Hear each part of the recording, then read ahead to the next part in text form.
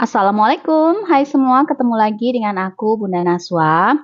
Hai Bun, yuk bikin kue basah lagi yang cantik, enak, dan awet. Ini nggak mudah basi. Kue basah yang mahal ini ternyata bikinnya mudah banget Bun, nggak butuh mixer, cuma diaduk-aduk aja. Hasilnya jangan ditanya, ini enak banget, lembut dan juga legit. Tampilannya juga cantik banget kan? Bisa nih buat suguhan saat arisan, hari raya, atau buat ide jualan kalian di rumah. Yuk langsung aja ke cara pembuatannya. Langkah pertama kita rebus 1400 ml santan kental. Santannya ini aku dapat dari 2 butir kelapa utuh ya Bun. Lalu kita tambahkan daun pandan. Selanjutnya santan kita rebus hingga mendidih. Selama merebus sering-sering kita aduk ya agar santannya ini nggak mudah pecah. Ini kita rebus santannya hingga menyusut atau berminyak ya. Kira-kira santannya nanti tinggal 1200 ml.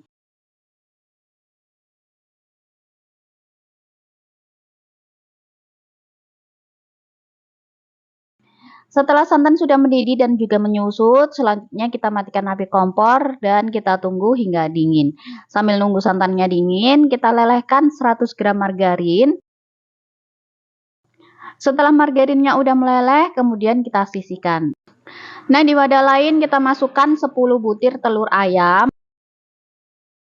Lalu kita masukkan 500 gram atau 33 sendok makan gula pasir. Setengah sendok teh garam, lalu telur kita kocok menggunakan whisk sampai semua bahan tercampur merata dan gula pasirnya ini larut.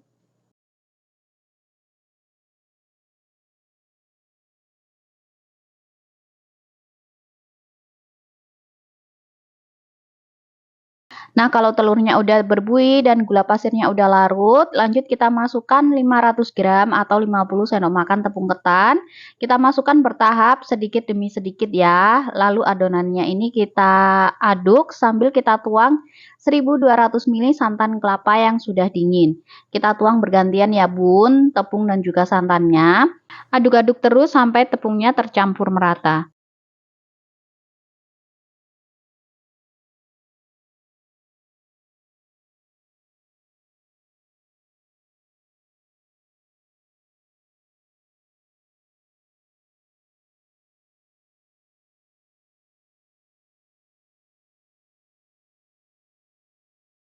Setelah sudah dituang semua, lanjut adonannya ini kita saring supaya tidak ada tepung yang bergerindil.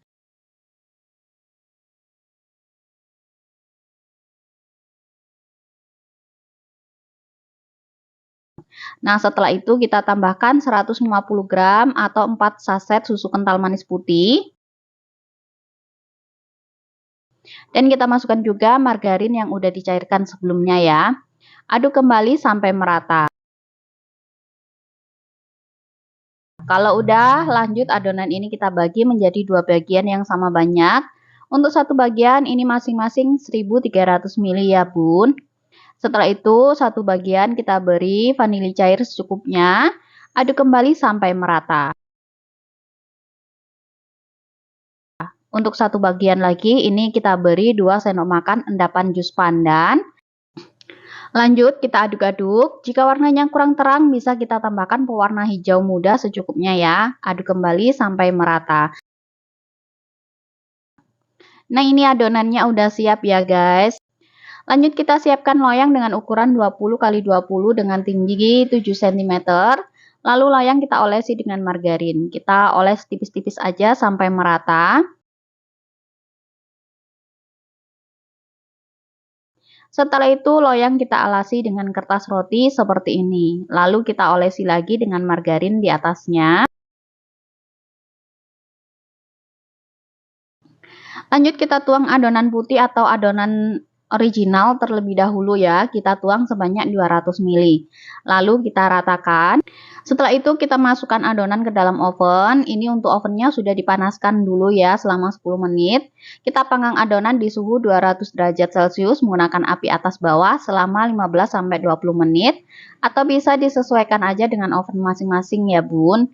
Setelah 20 menit kita panggang, ini adonannya udah set dan juga matang. Nah, warnanya udah berubah kuning kecoklatan kayak gini. Lalu kita keluarkan dari dalam oven. Selanjutnya kuenya kita ratakan dengan penekan kue lapis ya Bun. Kalau nggak ada bisa menggunakan gelas kaca. atau bisa juga menggunakan sendok makan. Lalu kita tuang kembali adonan putih sebanyak 200 ml. Jadi untuk perlapisnya nanti sama ya Bun, sebanyak 200 ml. Lalu kita ratakan. Setelah itu adonan kita panggang kembali dalam oven. Untuk pemanggangan yang lapis kedua dan seterusnya atau sampai selesai, ini panggang adonannya menggunakan api atas saja ya, di suhu 200 derajat Celcius selama 15 menit, atau pastikan sampai adonannya ini berubah menjadi kuning kecoklatan. Setelah 15 menit kita panggang, ini adonannya udah set dan kita keluarkan kembali dari dalam oven. Jika adonannya bergelembung seperti ini, kita tusuk adonan menggunakan tusuk lidi agar udara yang terperangkap dalam kue bisa keluar ya. Lalu kita ratakan lagi adonan kuenya. Kita tekan pelan-pelan saja sampai adonannya rata. Setelah itu kita tuang kembali adonan originalnya dan kita ratakan. Lanjut adonan kita panggang kembali sampai kuning kecoklatan.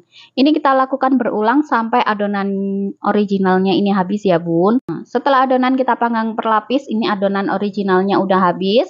Lalu kita keluarkan kue dari dalam oven. Jika teman-teman lihat kuenya ada yang bergelembung lagi, lalu kita tusuk kembali menggunakan tusuk lidi seperti ini ya. Dan kemudian kita ratakan.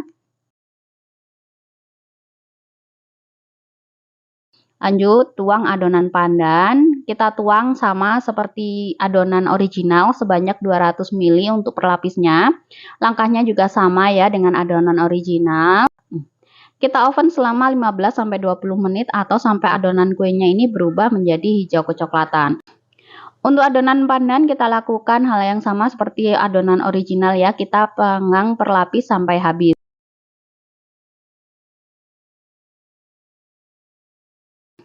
Setelah adonan pandan kita panggang perlapis berkali-kali, ini kita tuang adonan pandan yang terakhir ya Bun. Lanjut kita panggang kembali selama 15-20 menit atau sampai matang. Setelah 20 menit terakhir kita panggang, kue engkak ketan pandan originalnya udah matang ya guys. Lanjut kita keluarkan kue dari dalam oven. Nah kalau adonannya bergelembung, ini kita tusuk kembali dengan tusuk lidinya ya. Lalu kita ratakan. Setelah kuenya udah rata, kemudian kita diamkan dulu sampai dingin dan juga set. Nah ini kue engkaknya yang udah dingin ya Bun. Lanjut kita keluarkan kue dari dalam loyang. Biar lebih mudah, sebelum dikeluarkan bisa nih kita sisir di bagian pinggirnya seperti ini ya. Kemudian loyangnya baru kita balik. Nah ini dia hasilnya, engkak ketannya matang merata dan hasilnya cantik banget ya. Lanjut kita potong-potong kuenya sesuai selera. Untuk memotong kuenya, untuk pisaunya bisa diolesi dengan minyak atau dilapisi dengan plastik kayak gini ya Bun, agar kuenya nanti tidak lengket pada pisau.